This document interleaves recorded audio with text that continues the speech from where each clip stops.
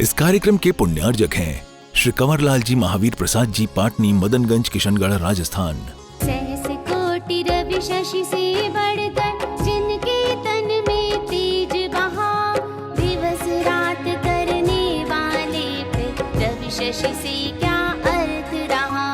तेजो में जितनी सब चीजें मिलकर भी तन की छाया, दिखा सकी धरती पर नावे, यह विज्ञान बहुत भाया, यह विज्ञान बहुत भाया। ओम नमः सिद्धेभ्यः। ओम नमः सिद्धेभ्यः। ओम नमः सिद्धेभ्यः। ओकारं बिन्दुसंयुक्तं नित्यं ध्यायन्ति योगिनः, कामदं मोक्षदं चैव ओंकाराय नमो नमः। अरहमित्यक्षरं ब्रह्म वाचकं परमेष्ठिनः, सिद्धचक्रस्य सद्बीजं सर्वतः प्रणिदध्महे। देवादिदेव 1008 श्री शांतिनाथ भगवान की, परम पूज्य आचार्य गुरुवर श्री विद्यासागर जी महाराज की। समझ लो पुण्य क्या होता है, पुरुष भी समझ लें, महिलाएं भी समझ लें। और इस पुण्य के साथ में वह 96,000 रानियों को संतुष्ट कर लेता है, इतनी शक्ति उसके पास होती है। और वो शक्ति होती है एक विक्रिया करने की शक्ति। क्या बोलते हैं उसे? विक्रिया शक्ति।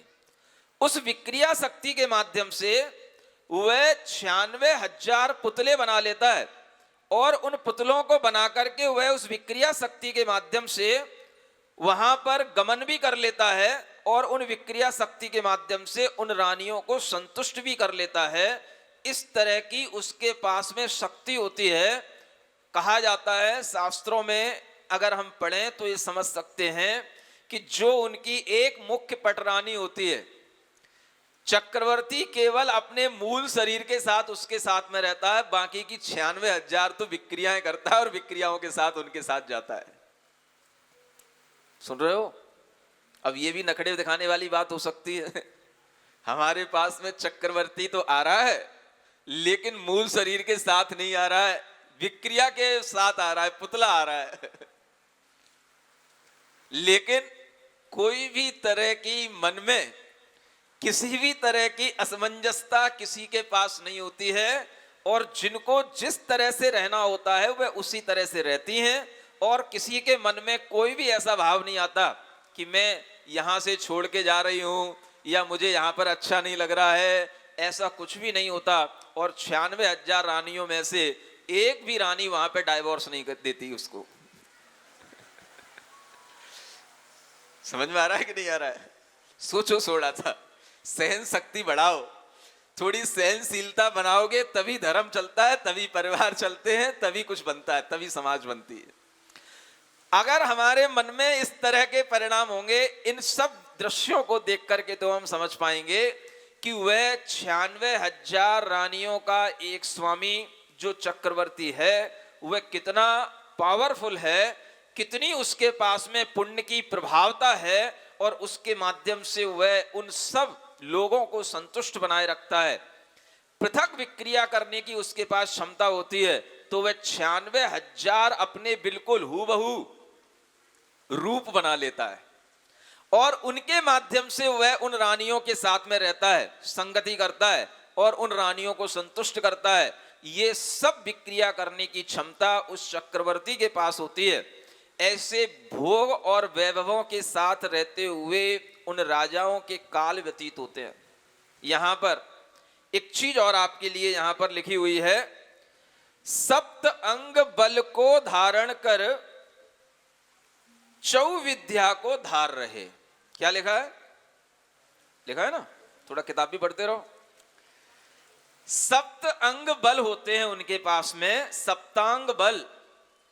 क्या सप्तांग बल होते हैं? ये और एक अलग चीज होती है। इन 7 अंगों में एक उनका स्वामी होता है जो प्रमुख अंग कहलाता है, दूसरा उनका अमात्य होता है, ये प्रमुख अंग कहलाता है, तीसरा देश होता है, वह देश भी उनका एक अंग कहलाता है, चौथा दुर्ग होता है, एक बड़ा किला, वह भी उनका अंग कहलाता है, पांचवा एक खजाना होता है, कोष जिसे कहते हैं, वह भी उनके लिए एक अंग होता है, और छठवां एक सड़ंग बल, जो 6 प्रकार के बल आपको पहले कभी बताए थे, जिनमें चक्र बल होता है, 84 लाख जिनके हाथी होते हैं, 84 लाख रथ होते हैं, 18 करोड़ जिनके पास में घोड़े होते हैं, 84 करोड़ जिनके पास में पैदल चलने वाले सैनिक होते हैं, और अनेकों हजार विद्याधर सैनिक होते हैं। ये सड़ंग बल, ये उनका एक अलग बल होता है। ये 6वें नंबर का सड़ंग बल ये पूरा और होता है,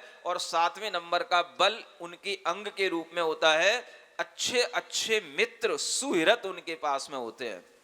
सुहृत बोलते हैं मित्र को। मित्र का मतलब जो हमारा हित चाहे। ऐसे उन अंगों के साथ में ये उनके सेना और उनके आसपास रहने वाले ये सप्त अंग, ये उनके बल होते हैं, जिसके कारण से चक्रवर्ती को हमेशा शक्ति मिलती रहती है, बल मिलता रहता है। और इस तरह के सड़ंग बलों के साथ में वह 4 प्रकार की जो विद्या लिखी हुई है यहाँ पर, ये चक्रवर्तियों की एक राज विद्या होती है 4 प्रकार की, इसके भी वो स्वामी होते हैं। उनमें एक विद्या होती है आनवीक्षिकी विद्या। क्या बोलते हैं? ये राजाओं के लिए विशेष रूप से होती है कि राजा लोग अपना बल पहचानते रहें, अपनी शक्ति पहचानते रहें, और ये समझते रहें कि क्या हमारे लिए सत्यता है और क्या हमारे पास में झूठ मूठ लोग आकर के बोलते हैं। ये उनके लिए जो विद्या दी जाती है, इसे आनवीक्षिकी विद्या कहते हैं। कि राजाओं को कोई भी झूठ मूठ झुलसा करके, किसी भी तरह से फुसला करके उन्हें अपना काम बना करके रह नहीं सकता है। ऐसे फुसलाने वाली कोई भी लोग उनके पास में नहीं रह सकते हैं। ये विद्या उनके पास में होती है, इसे आनवीक्षिकी विद्या कहते हैं। इससे वो चक्रवर्ती अपना पूरा राज्य संभालते हैं। ये विद्या की उन्हें नॉलेज होती है और ये उन्हें अलग से दी जाती है। तो ये विद्या ध्यान में रखना है। कौन सी? ये 4 चक्रवर्ती की विद्या है।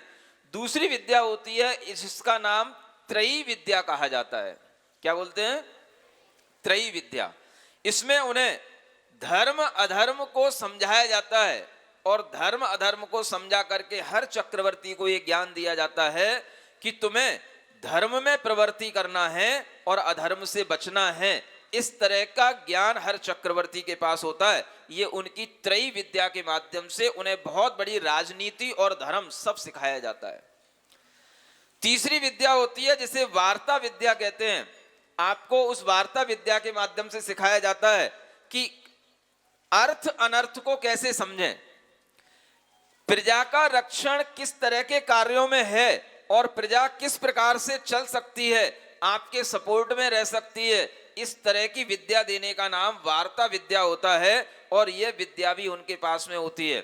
चौथी विद्या चक्रवर्ती की होती है दंड नीति देने की। एक बहुत बड़ी विद्या उन्हें सिखाई जाती है, किसको किस तरह से दंड देना। अनेक तरह के राजा होते हैं, उनको वश में करना होता है, और वह साम दाम दंड भेद इन सब तरीकों से वश में करने के लिए अनेक प्रकार की जो नीतियां जिन्हें सिखाई जाती हैं, वो दंड नीति के माध्यम से वो सीखते हैं और वह दंड देते हैं। उस दंड के माध्यम से ही पूरा राज्य अनुशासित तरीके से चलता है। यह सब वैभवों के साथ में उन चक्रवर्ती का यह समय निकलता है, और यह पूरा का पूरा समय जो आपको बताया। अब हमारे चक्रवर्ती शांतिनाथ भगवान कितनी उम्र के हो रहे हैं? 25,000 वर्ष तो उनके कुमार काल के व्यतीत हो चुके थे। 25,000 वर्ष तक वो मांडलिक राजा रहे, और फिर चक्रवर्ती पद को धारण करने में भी उन्होंने 25,000 वर्ष तक चक्रवर्ती रहे। 800 वर्ष वो दिग्विजय के कम कर दो बस। पूरे 25-25 के 3 कालखंड उन्होंने निकाल लिए। कितने हो गए? 75,000 वर्ष के वह 3 कालखंडों को निकाल चुके हैं, और वह चक्रवर्ती अपना चक्रवर्ती पने का काल भी 25,000 वर्ष का इसी तरह के राजभोग वैभवों के साथ में दशांग भोग, सप्तांग बल, षडंग बल, 4 प्रकार की विद्याएं, इन सब प्रकार के अनेक अनेक प्रकार के जो आपको इस चीजें बताई हैं, उन सबके साथ में रहते हुए वह जब अपने 25,000 वर्ष चक्रवर्ती पने के पूरे करते हैं तो उस समय पर उन्हें कुछ देखने को मिलता है। एक घटना उनके सामने घटित होती है, उसका वर्णन आगे के काव्य नंबर 41 में किया जा रहा है। श्रृंगार के तन गते निज देह रूपम, श्रृंगार के तन गते निज देह रूपम, यह संविलोक्य मुकुरे प्रतिबिंब योगमम, यह संविलोक्य मुकुरे प्रतिबिंब युग्मम्, साश्चर्यमेव किमिति प्रविचिन्त्य चित्ते, साश्चर्यमेव किमिति प्रविचिन्त्य चिन्ते, भोगांग संसृति विरक्त मना बभूव, भोगांग संसृति विरक्त मना बभूव, सज्जाग्रह में एक बार वह देख रहे थे निज तन रूप, दर्पण में प्रतिबिंब देख दो लगे सोचने यह क्या भूप, चिंतन ऐसा करते करते चित्त हुआ चरजकारी, भोग देह संसार भाव से मन विरक्ति आई भारी। सज्जाग्रह जिसे श्रृंगार केतन बोलते हैं, जो उनके लिए अलग विशेष रूप से सजा हुआ रहता है, उस सज्जाग्रह में वह एक बार अपना मुख हाथ में दर्पण लेकर के निहार रहे थे और उसी समय पर उन्हें उस दर्पण में 2 प्रतिबिंब दिखाई देते हैं, 2 रूप दिखाई देते हैं और वह विचार करने लगते हैं कि ये हमारी छाया 2 रूपों में हमें क्यों दिखाई दे रही है, हमें इसमें 2-2 प्रतिबिंब क्यों दिखाई दे रहे हैं। और वह विचार करते ही वह अपने अवधि ज्ञान से विचार करने लग जाते हैं और उस अवधि ज्ञान से विचार करते करते उन्हें अपने पूर्व भवों का वर्णन उनके सामने आने लग जाता है। पिछले भव का वर्णन भी, पिछले भव की पर्याय भी उन्हें दिखाई देने लग जाती है। ये उन्हें अपने अवधि ज्ञान से पता पड़ता है कि मुझे यह जो छाया दिखाई दे रही है ये मेरे पिछले जन्म की छाया है। और इस तरह से वह अपने पिछले जन्म के बारे में जैसे ही विचार करते हैं, चिंतन करते हैं, तो उनके अंदर वह ये विचार आने लग जाता है कि हमने अपने जीवन में अपनी उम्र का इतना बड़ा कालखंड केवल राजभोगों में और इन संपदाओं के बीच में मोहित होकर के बिता लिया। हमारे जीवन में हमें यह सोचना है कि हमारा जीवन अब देखा जाए तो 1/4 भाग शेष रह गया है और हमने पूरा का पूरा बाकी का बचा हुआ जीवन अनेक प्रकार के दिव्य भोगों के साथ व्यतीत किया है। लेकिन ये भोग संपदाएं हमारे साथ नहीं जाएंगी। हमारे साथ किया हुआ हमारा आत्मा का अपना धर्म, आत्मा का अपना भाव, आत्मा के अंदर का सम्यक दर्शन, ज्ञान, चारित्र ही हमारे काम में आएगा। बाकी आयु पूरी होने के बाद में ये सब चीजें यहीं पर विसर्जित हो जाएंगी।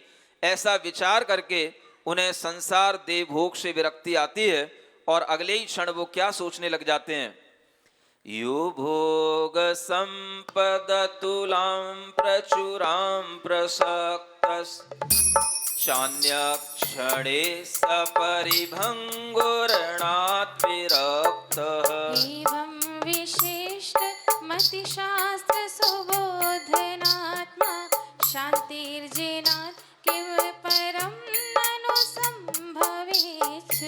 एक समय जो अतुल बहुत सी भोग संपदा निरत रहे, अगले क्षण में क्षण भंगुर लख उन्हीं सुखों से विरत रहे। इस प्रकार के अति विशिष्ट मति शास्त्र ज्ञान युत जीवात्मा, शांति जिनेश्वर छोड़ अन्य में क्या संभव है बोधात्मा।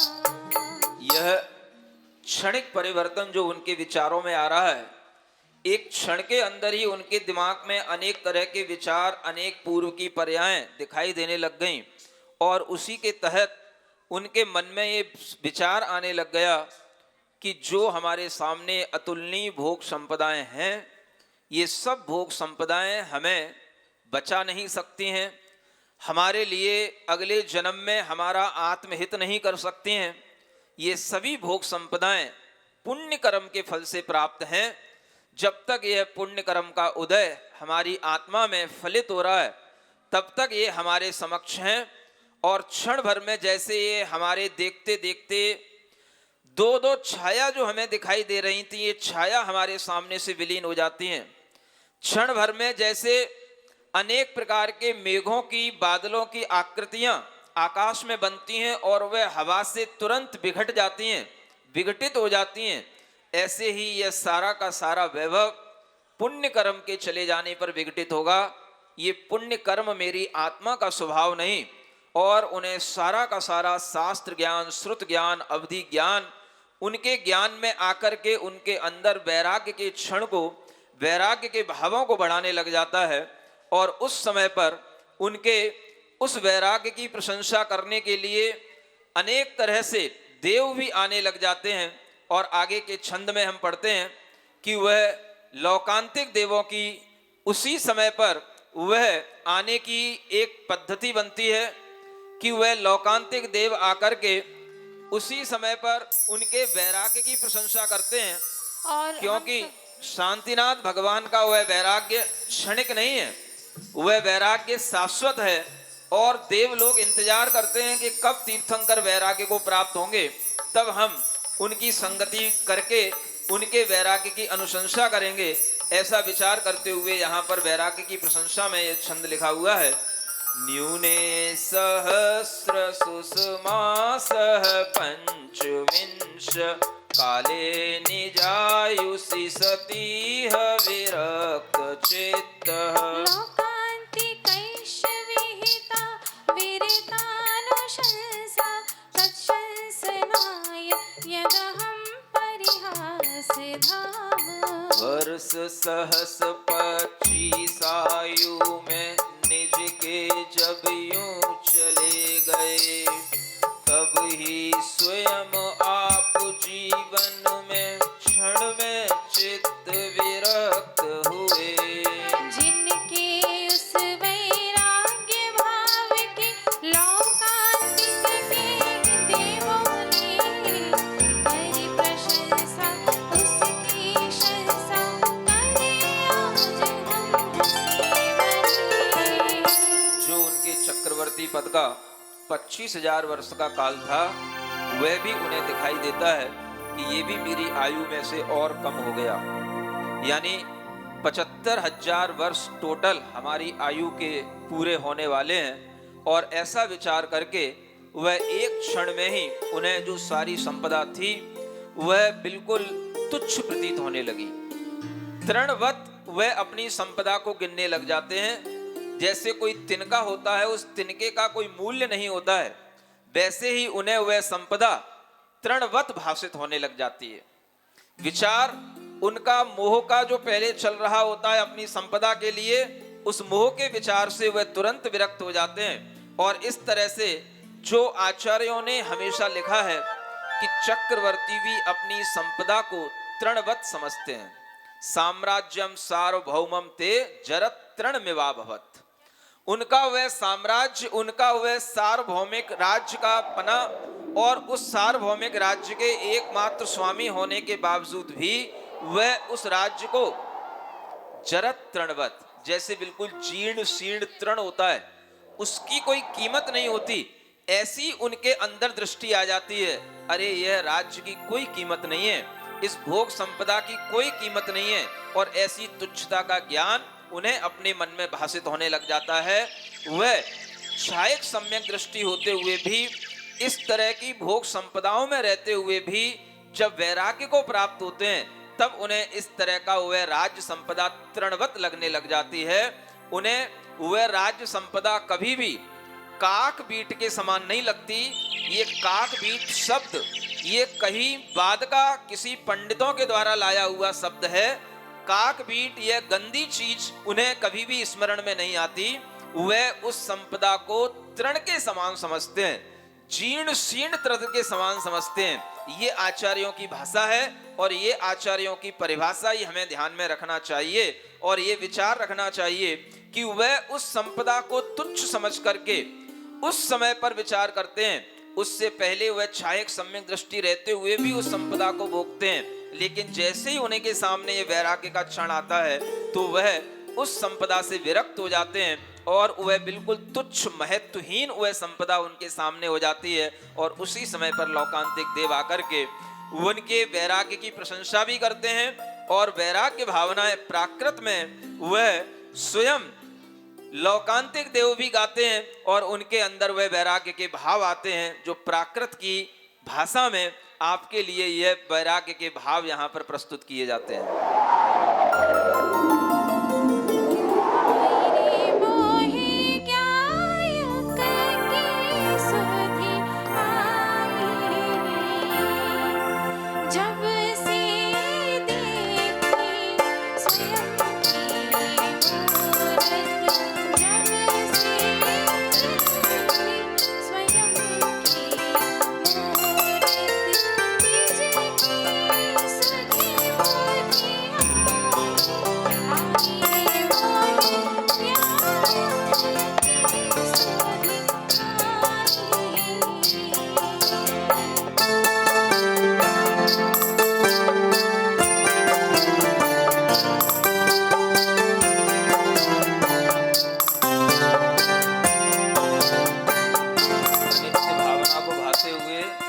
विचार करते हैं।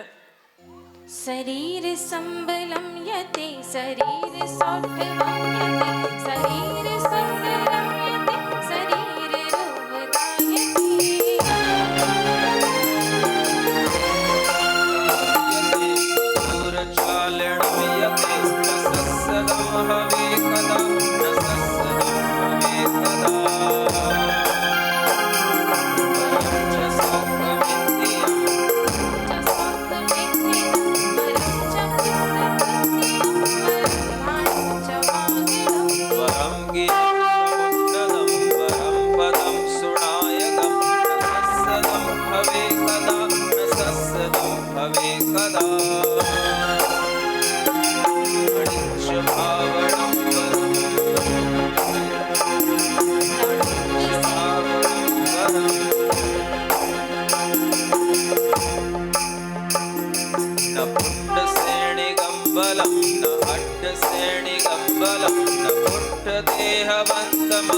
रखपाल संजुदम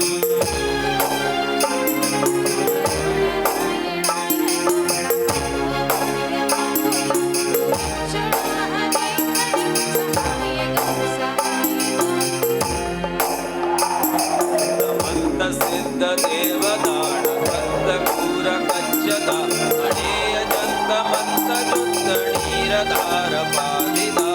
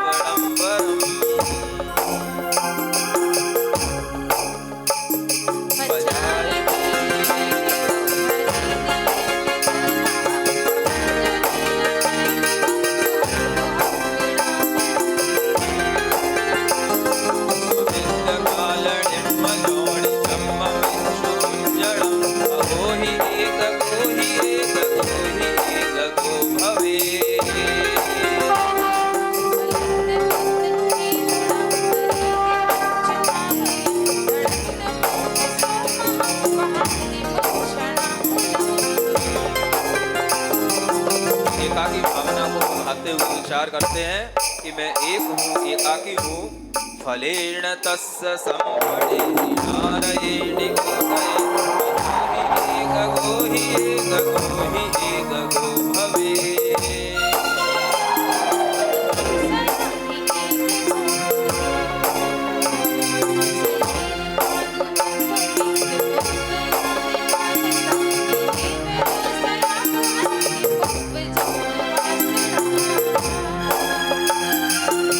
विमण्डलेन रो विमूढमानसो भवे ममेयमेव माविणा भवेण काविसाहणा।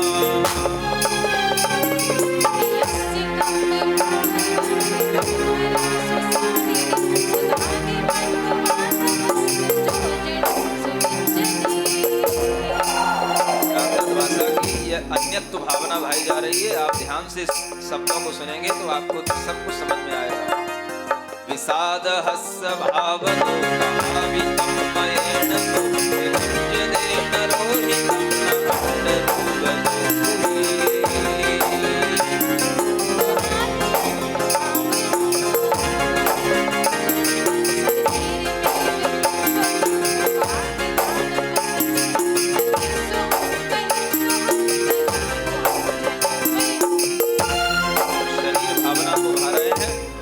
शरीरमेव कारणं भयस्य मारणस्य वा मदं ततो हि हेयमेव सर्वदा।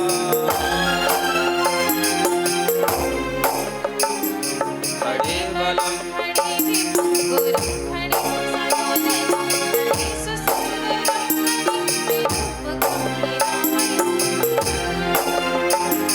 खडे हि राग कारणं खडेय रोष कारणं सया समान रूपणो न तिस्सदे विचित्तिदम्।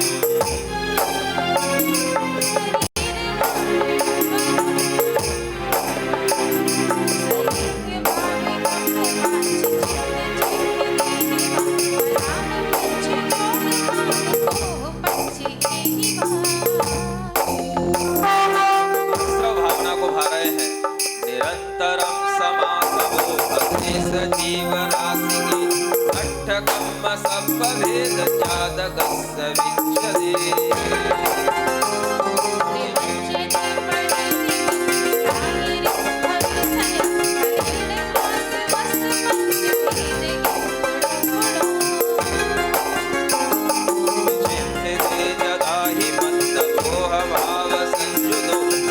विवेदनान संबलेन होति वंचितो।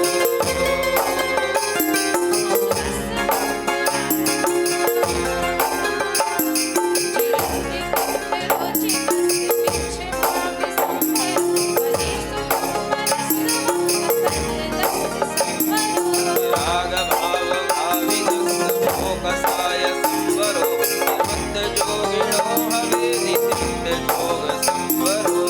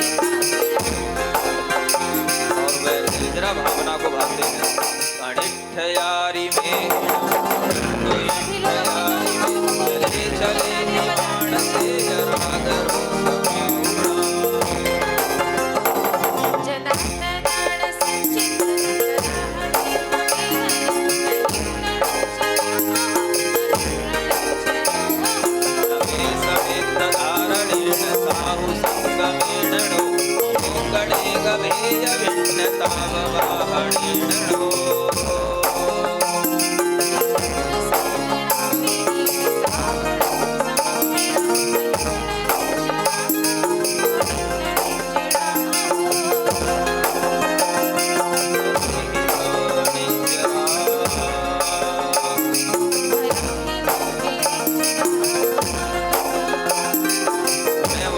भावना लोक भावना भाते हैं।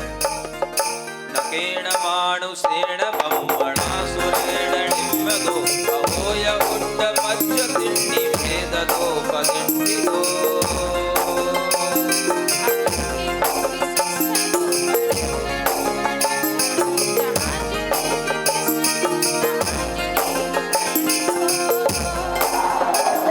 जगो गणादि तिण्डि वाउ भेट्टितो स्वयं हितो सुजीव पुद्गलादि छव्विहि सुपूरितो।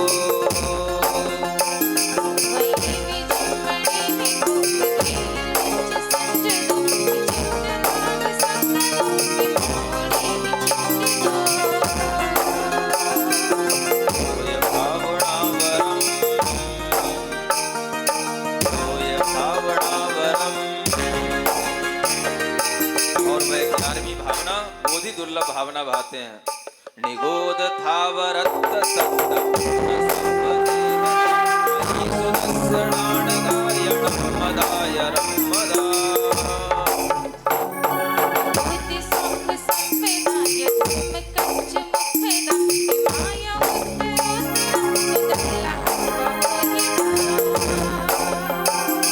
परेण विण्णरुवदोय संवहाण्यम्मियारुहि पैदि वेदनायणिक्षयो यधारणा।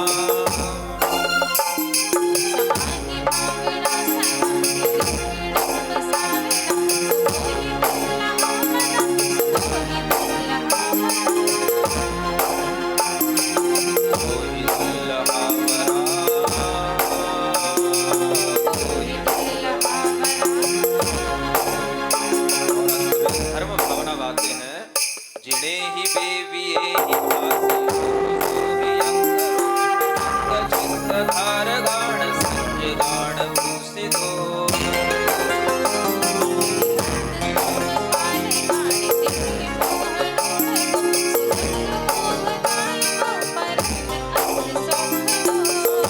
मोखमाजुदोय भक्तवोय अज्जवो सौच्च सच्च संयमादि भाव त्याग संयुतो।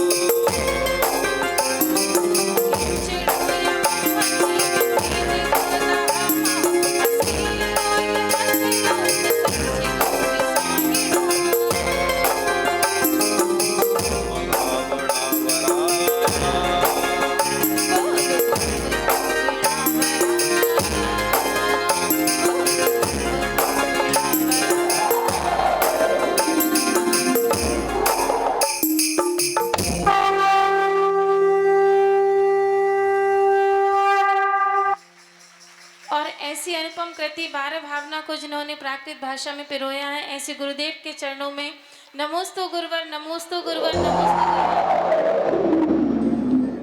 इस तरह से आज भगवान के वैराग्य की प्रशंसा करने के लिए लोकांतिक देवाय परम पूज्य 108 ब्रह्मसागर महाराज की और जय। 12 भावना भाने के बाद में आगे क्या होगा ये आपको आगे के एपिसोड में बताया जाएगा, देखते रहिएगा। बोलिए शांतिनाथ भगवान की।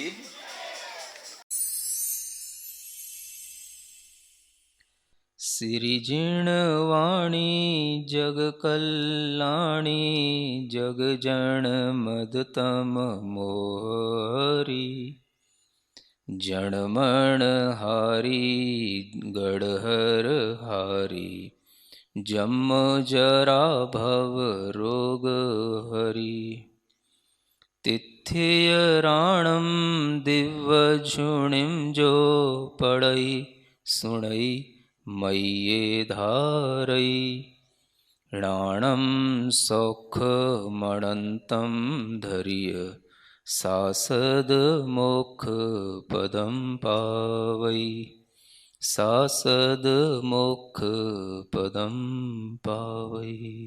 इस कार्यक्रम के पुण्यार्जक थे श्री कंवरलाल जी महावीर प्रसाद जी पाटनी मदनगंज किशनगढ़ राजस्थान।